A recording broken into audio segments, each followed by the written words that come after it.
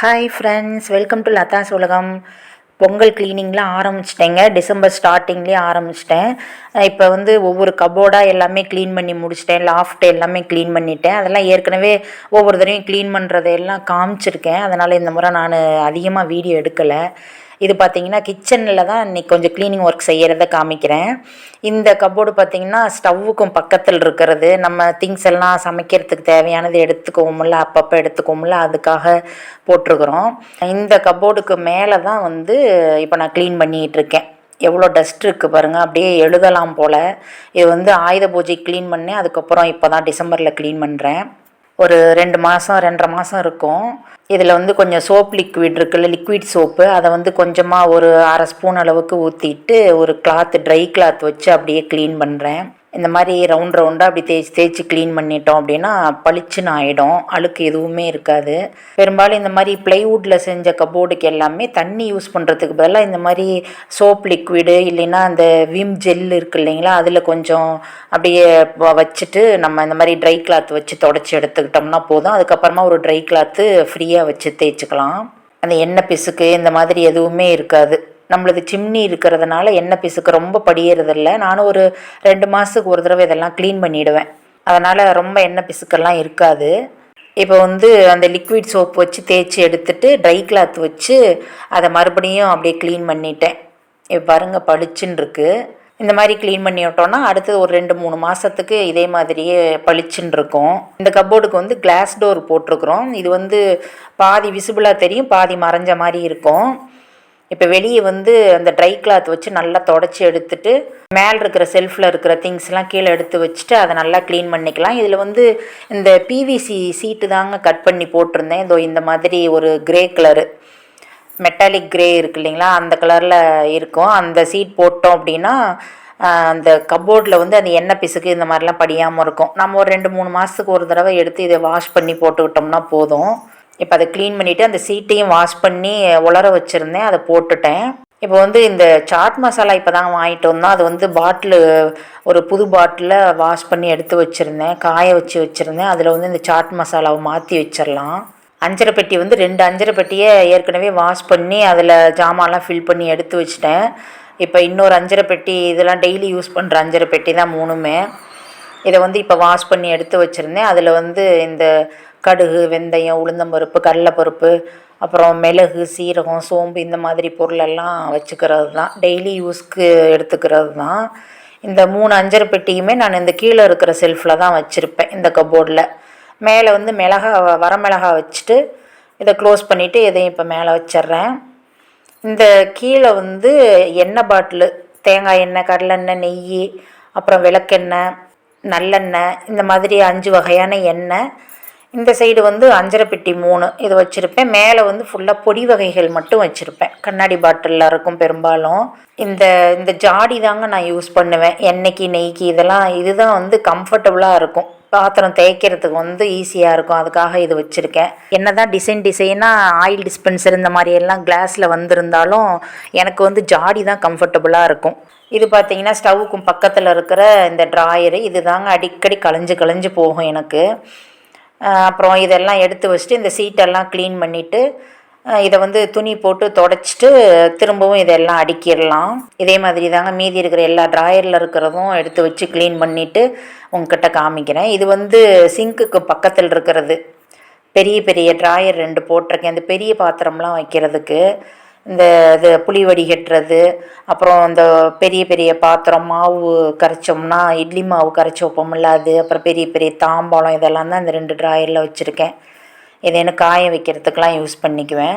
அதில் இருக்கிற சீட்டையும் எல்லாம் எடுத்துகிட்டு எல்லாம் க்ளீன் பண்ணிவிட்டு இப்போ வைக்க போகிறேன்.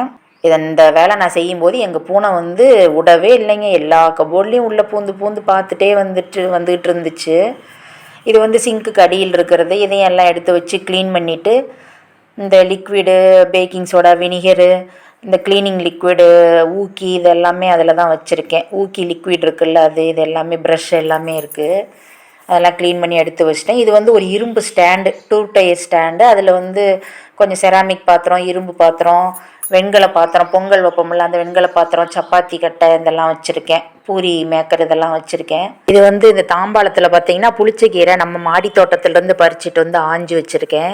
அடுத்தது இது வந்து அதுக்கும் பக்கத்தில் இருக்கிற ட்ராயர், இதில் 3 ட்ராயர் இருக்குது. இதை எல்லாத்தையும் இப்போ க்ளீன் பண்ணிவிட்டு நான் சீட்டெல்லாம் மாற்றிட்டு எல்லாம் எடுத்து வச்சுருக்கேன். இந்த ப்ளூ கலர் பாக்ஸில் வந்து இந்த சோமாஸ் மேக்கரு, கொழுக்கட்டை அச்சு, முறுக்கு அச்சு, இந்த மாதிரி இதெல்லாம் குட்டி குட்டியாக இருக்கிறதெல்லாம் இதில் போட்டு மூடி வச்சுக்குவேன்.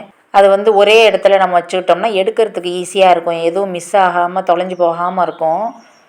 அதனால் ஒரே இதில் போட்டு மூடி வச்சுருவேன். இதுலேயே வந்து இந்த குக்கர் கேஸ்கெட்டு 4, அப்புறம் இந்த இடியாப்பம் பிடிக்கிறதுக்கு இந்த கன் டைப்பில் இருக்கும்ல ஸ்டெயின்லெஸ் ஸ்டீலில் அந்த இடியாப்பம் மேக்கரு, பீட்ரூட்டு திருவுறது, வாழைக்காய் சீவுறது 2 கட்டை, அப்புறம் பூரி தேய்க்கிற கட்டை, சாத்துக்குடி புளியறது, இந்த நைசர் டைசரோட இந்த ஸ்லைசரு, அந்த லெஃப்ட் சைடு இருக்கிற ரெட் கலரில் இருக்கிறது வந்து நைஃப் ஷார்ப்னர், கத்தியெல்லாம் ஷார்ப் பண்ணுறதுக்கு. இது வந்து பூண்டு உரிக்கிறது, இந்த பீச் கலரில் இருக்கிறது. இந்த கபாப் செய்கிறதுக்கு யூஸ் பண்ணுவோம்ல ஸ்கூவர்ஸ் குச்சி, அதெல்லாம் இதில் தான் வச்சுருக்கேன்.